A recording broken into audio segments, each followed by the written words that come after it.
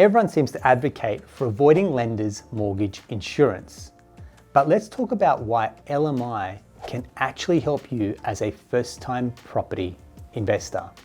Hi, I'm Aaron Christie David, mortgage broker and founder of Atelier Wealth. I specialize in helping Australian families start out and scale up their investment property portfolios. If you've learned anything about property investing, I'm sure it's been to avoid lenders' mortgage insurance, or LMI, at all costs.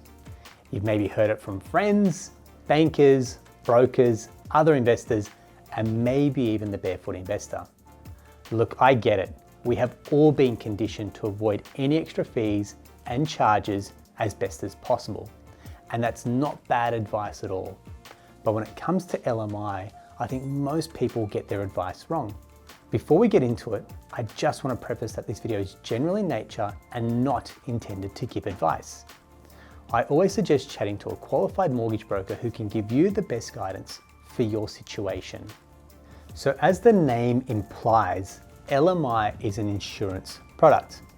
It's a one-off fee that gets added to your loan if you're not able to meet the 20% deposit requirements that most lenders have. If you're a first-time investor, LMI can actually help you start your property journey quicker. For example, if you're ready to buy your first investment property but don't have the full 20% deposit, LMI gives you the in that you need.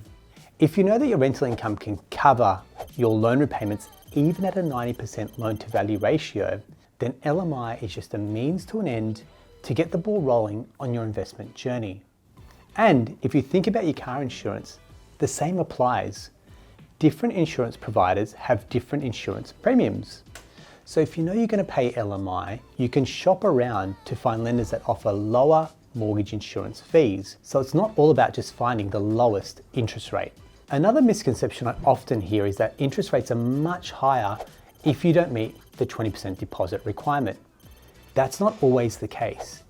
Depending on the bank that you apply with, your interest rate may or may not change regardless if your loan to value ratio is at 80% or at 90%.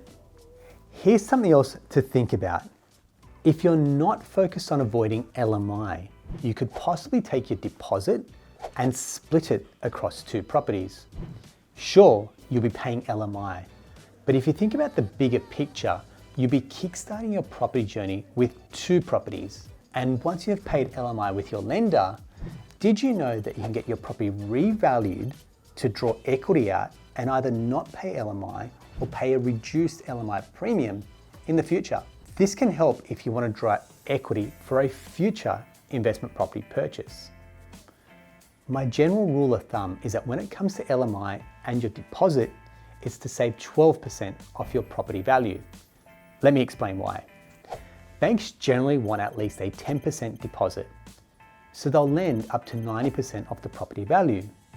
And then LMI is usually around 2% of your loan amount.